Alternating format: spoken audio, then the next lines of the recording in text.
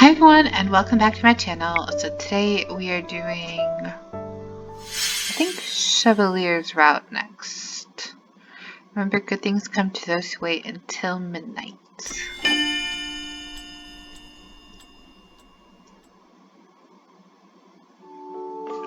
Once upon a time, in a land far, far away, there lived a princess.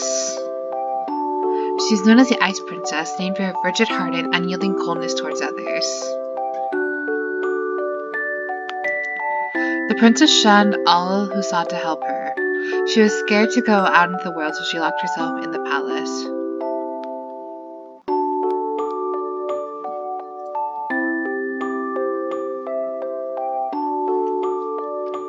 Then one day, the Ice Princess became the victim of the infamous fairy tale curse and was forced to go from riches to rags.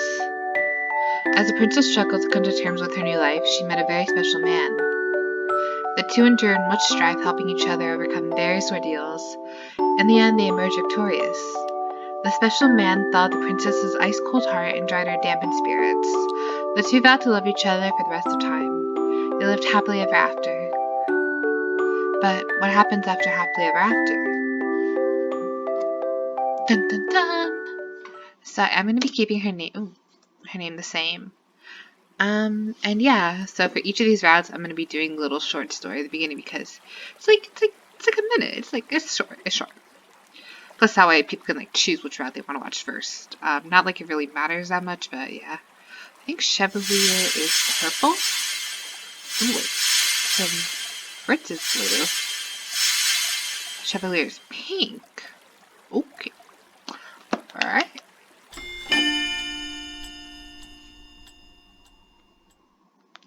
The Lucius Bearer. Oh shit, hold on, sorry. So what I'm gonna do is I'm gonna go ahead and get the best route first. Like the best ending. And then I'm going to show you guys the good ending. With that, a voice reaches out for me from the depths of my mind. Soft and gentle, though I have not heard it in years. I recognize it immediately. Mother? Ah, my dearest heart. Your mom has always been so hot, like the arts just... Mother! I rushed toward her, but Mother steps away before I can touch her. I came to see how the trader was doing, but it seems you're still just as accomplished as when I left you. Mother, a strand of electricity shakes at my arm, breaking me from listening to words. I collapse to my knees and begin crying. What a disappointment you are, Lucette. Had you revived me, you would not be so weak. Andrew would not be so weak. Your pathetic ruler daughter. Mother. And your failure as a witch. Sparks between the moment the words leave her mouth. This time, the electricity envelops my whole body and making the world shimmer dangerously. Tears gather my eyes. Mother, please, I'm trying my best. You will fail, dearest heart, because you do not know what it means to be a witch. We feed off negativity and chaos. Love serves us no power. You will see that in time. And when that happens, my love, our sardonic smile touches her lips as she fades away. Remember that I will not be there for you. So I did forget what exactly happened at the end of Chevalier's route. It is going to be really interesting to see because, like I said, at the end of certain routes, even the good endings, certain characters are no longer in the story, so this will be an interesting little refresher. I awake with my heart pounding erratically in my ears. Mother. I press my hand to my forehead and squeeze my eyes shut. A tendril of electricity snaps across my fingers, and I'm only able to will it away after calming my heart. When I open my eyes, it is not darkness I see, but my own room.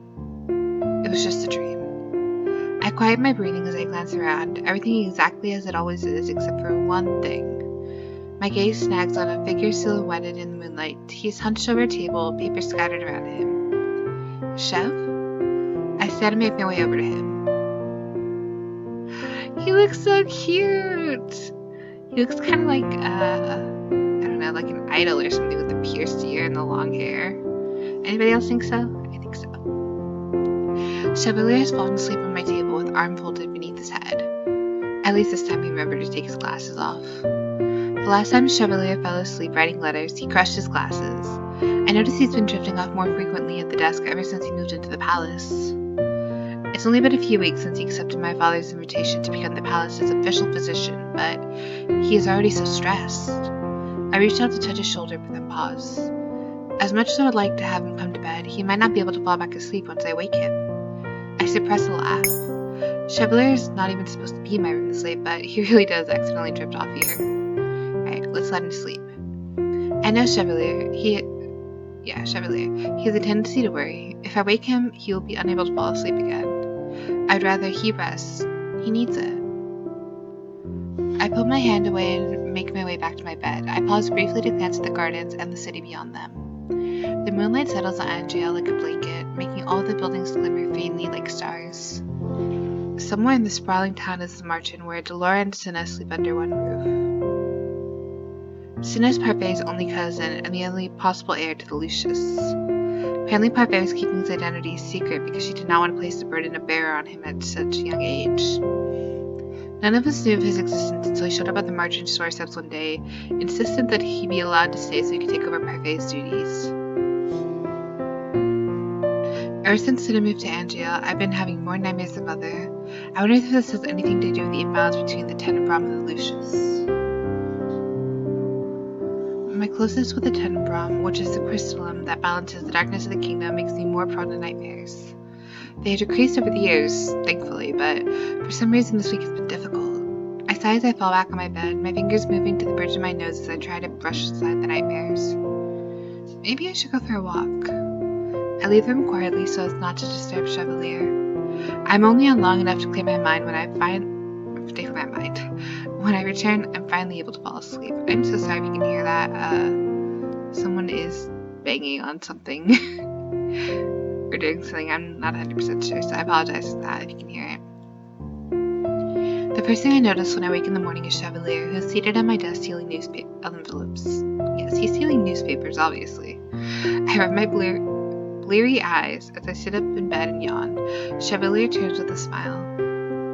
Good morning, my sweet princess. I think I would have preferred it if they would have just, instead of having his hair tied up, they would have just, cut it. Because that'd be, kind of cute. I notice that his eyes are glimmering. He looks more lively than I've seen him in many, many days. Good morning. You look well rested. Oh, but I am. Your table is very comfy, Lucette. The bed is a lot more comfortable, you know. A valid point. I certainly prefer waking to the sight of your beautiful eyes, bright as the most precious gold. If that's the case, you should make a greater effort to pass out on the bed. But I'm not even supposed to fall asleep in your room, am I? And yet you do so anyway. If you insist on saying you ought to at least sleep on the bed. Father had to have reprimanded me by now. The fact that he is not means he obviously does not care that much about Chevalier being in here. Then I will try my best for you, sweet princess. He leans back in his chair, arms crossed. I hope you don't mind my saying, but you seem a little groggy this morning. As always, he's able to read me so easily. A nightmare kept me up last night. A nightmare? You should have woken me up. It was just a nightmare, Chev. I did not want to disturb you for such a small thing. Consideration warms my heart. I was going to say consolation. But still, was this another Tenenbaum nightmare? I don't think so. It's hard to say. It seemed more vivid than the usual nightmares. I spend the next minutes detailing the nightmare to Chevalier. Even now, Mother's words are clear in my mind. I could not forget them even if I wanted to. Chevalier looks thoughtful. The dreams you remember are usually the ones fueled by the Tenenbaum. Perhaps this is somehow related to Cinna. The dreams have been worse since he came to Angel, yes? I do not know how he'd be related to Tenenbaum, but... well, we can ask him today when we see him at the market. Oh, and Lucette? He plops himself down on the bed, wraps an arm around my waist, and presses a kiss to my forehead. I hope you don't take your mother's words to heart. From what you tell me, the mother you knew loved you in her own way. I don't think she would have ever wanted to see you suffer. I know. Are you sure you're okay? Lucette, Before I can say anything else, I press my lips to his mouth. His mouth. The kiss is the only answer. When I pull away, Chevalier is grinning at me. I'll take that as a yes. He wriggles his eyebrows at me, and I respond by jabbing him in the shoulder. Shall we get breakfast? When Chevalier first came to the palace, I invited him to breakfast. He was extremely nervous about sharing a meal with my family. I had to tell him multiple times that the king insisted he join us, not because he was to become the royal physician, but because he was becoming part of the family. Now, the question always brings a smile to Chevalier's face. He flashes that broad smile at me as he offers me his arm. Breakfast would be nice, yes? We head for the dining hall. The hall is lively as always this morning, though for an entirely different reason than usual. You're telling me that you ran after the messenger because you had an important letter to send to Viorica? It was very important, an invite for luncheon. Normally with Chevalier, he sparks conversation on mornings like these.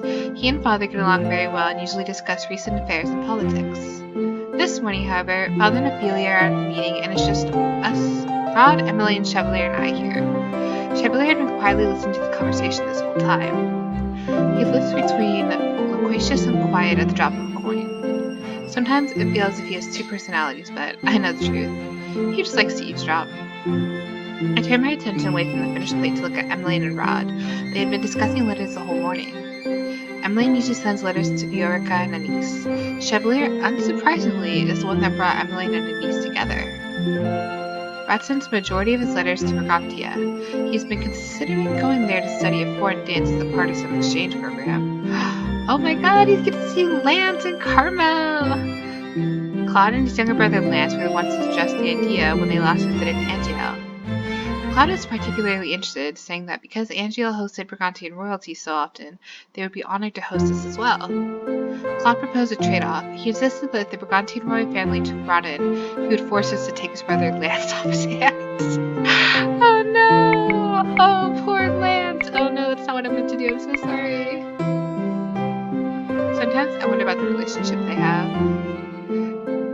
The messenger from this morning is delivering letters over the border. Those letters are for Brigantia. Emmeline looks at him startled. When he raises an eyebrow, she smiles sheepishly. Really? I had no idea. If she's sending anyone a Brigantia letter, it is probably Lance. The two of them get along very well. Oh my god, my ship! Ah, please let my ship sail! I'm certain the messenger would deliver letters to the post office before making the trip over the border. He smiles at Emmeline.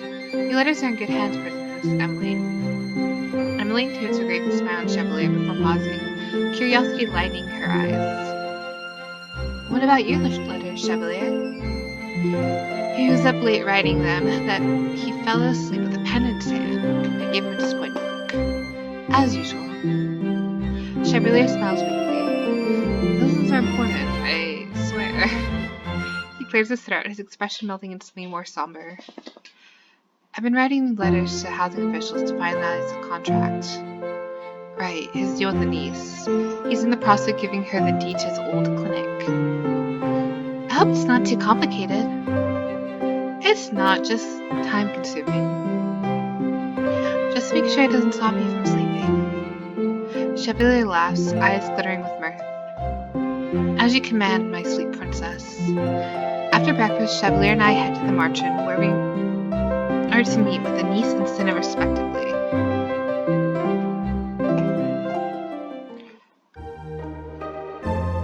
What a brilliant day. The sun is shining, the town's full of laughter, and I have my sweet Lucette here to accompany me. Wrong? I was going to say I have my lovely queen here to accompany me. That's the same thing. Chevalier laughs. I beg to differ. Queen is a far more regal title. But I'm not even queen yet. You already won in spirit. I cannot help my smile as I turn my attention to the scenery. The town square is bustling with activity when we arrive, despite the cold weather. Though it is sunny, a chill wind brushes my skin and ruffles my dress. It's so cold. I did not realize I'm huddled close to Chevalier until he loops an arm around my waist and pulls me to his side. As always, I'm amazed at how comfortably I fit. It's times like these that I feel I should buy a new scarf. He grins. I could get you one too. But yeah, we could buy matching scarves. I would wear a paper bag over my head before matching with you. You're so radiant, you can make anything a fashion statement, princess. Even a paper bag. It would be a shame not to gaze upon those beautiful features. His voice fades as he responds to a nearby stall. Fabrics are draped across the makeshift shelves and tacked onto boards. Scarves are included in the assortment. Ah, look! Here! Ah, look there! How convenient! The last time I arrived early at the marching for a meeting with Sinna, he was not there. He was partaking in one of his silly hobbies. I suppose it would not hurt to keep him waiting. We can spare a few minutes. Onwards, then. We had just arrived at the stall when I paused. There were two ladies standing not too far away.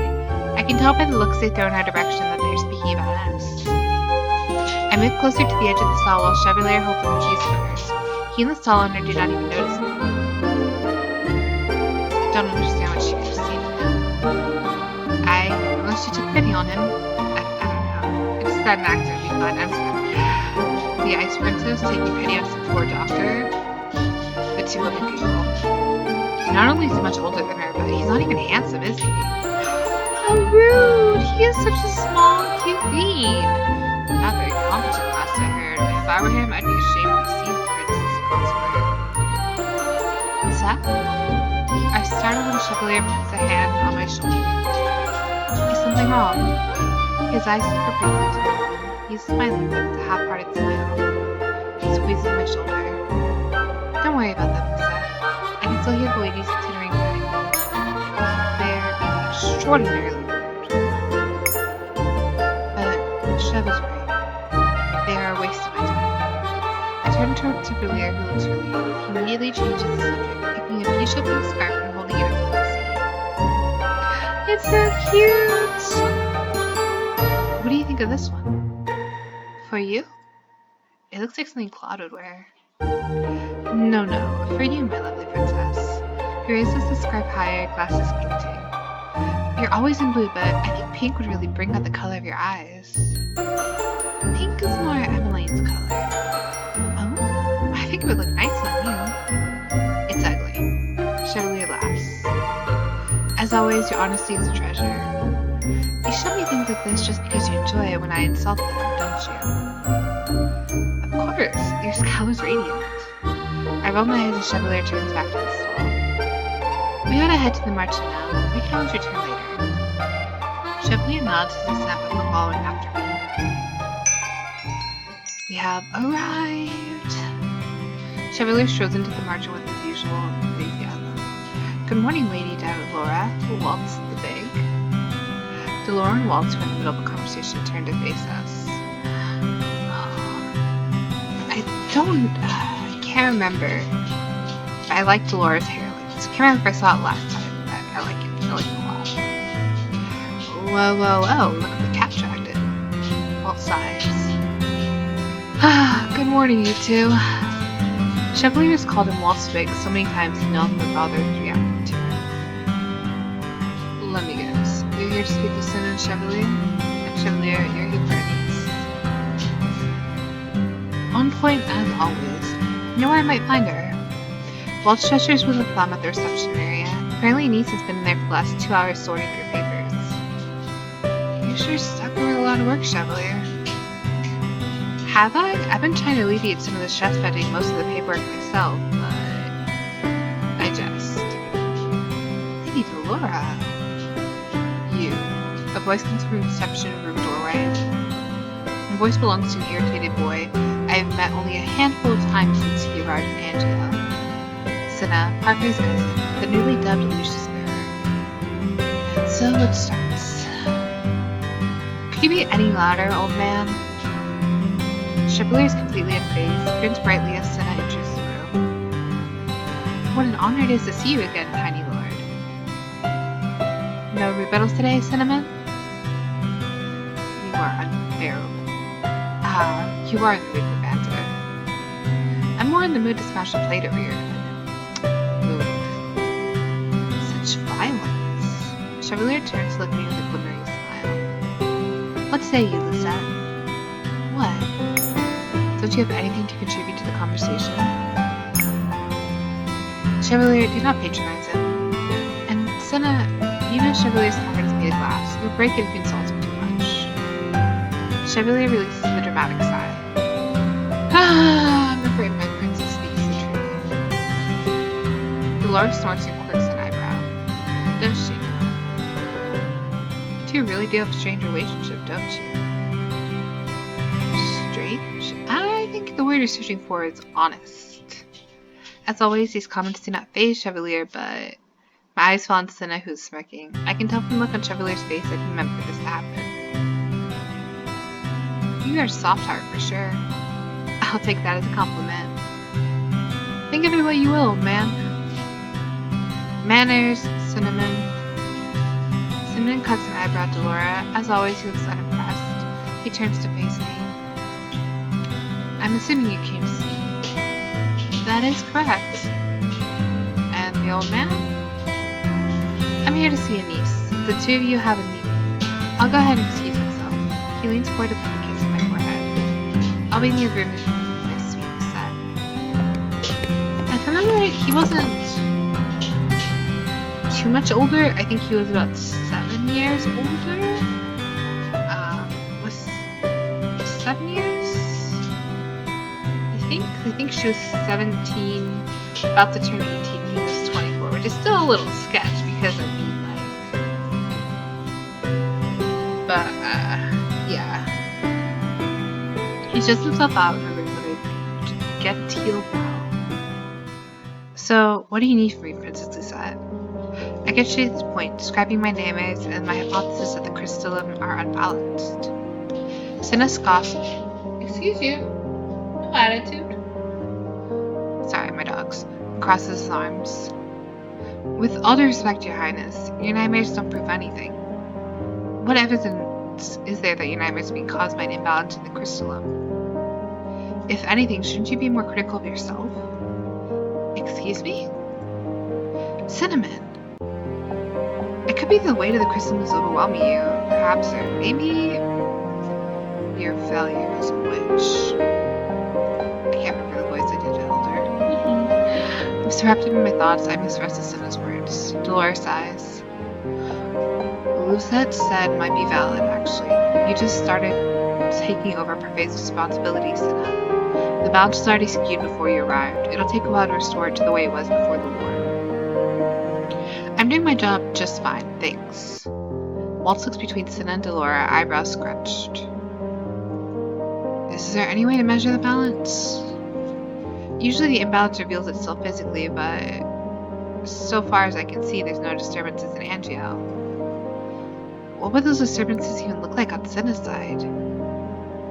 I'll keep my eye open for anything that feels off. Likewise, let's hold off on forming any conclusions until we know more about the situation. Let us know if the problem persists, Princess. Fine.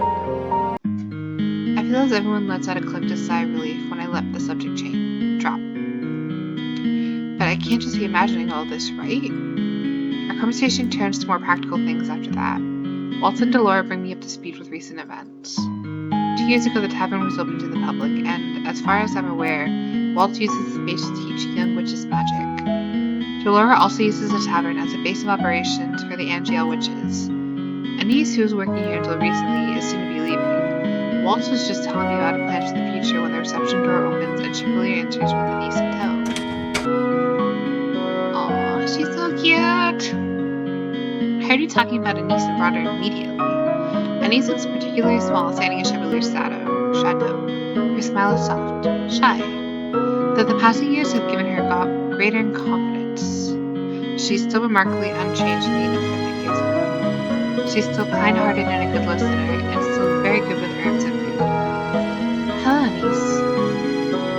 Good afternoon, Your Highness. We were just talking about your niece as Chevalier's here. Are you sure you've been eavesdropping? Of course not. I just have very good ears. I wasted no time in asking your niece about the details of the move. It was Chevalier who proposed the idea. He insisted that her niece, who had always dreamed of working full-time as a herbalist, can make her dream come true if she has the space to sell her herbs and ointments. Chevalier offered her his old clinic space last last month. They've been working on the documentation this month. And as it turns out, we just finished the last of the paperwork. And there you have it. Soon, Lady Niece will be the wonderful new owner of the clinic down the streets. She'll become a renowned herbalist and transform the place into a miraculous and humble sanctuary for all those in need. I have no doubt she'll be loved by all of her patients. I don't think I'll be anywhere near as renowned as you, Chevalier. The two laugh and smile, but I note the way Chevalier smiles slips as he looks at her niece. It is only for a few moments, but he looks sad. There have been so many changes this last month. Sinna moving into the tavern, Maris and Nightmares, an increase in my palace duties, Chevalier giving up the clinic to a niece. Chevalier's only recently taken up my father's offer to become the palace's official physician, and yet it seems wrong somehow. Is that? Chevalier takes my hand and rubs a thumb across my palm. My heart eases when he flashes me a bright smile. I push away my anxiety and turn back to the conversation. No, I must be imagining things. Everything is fine. Right?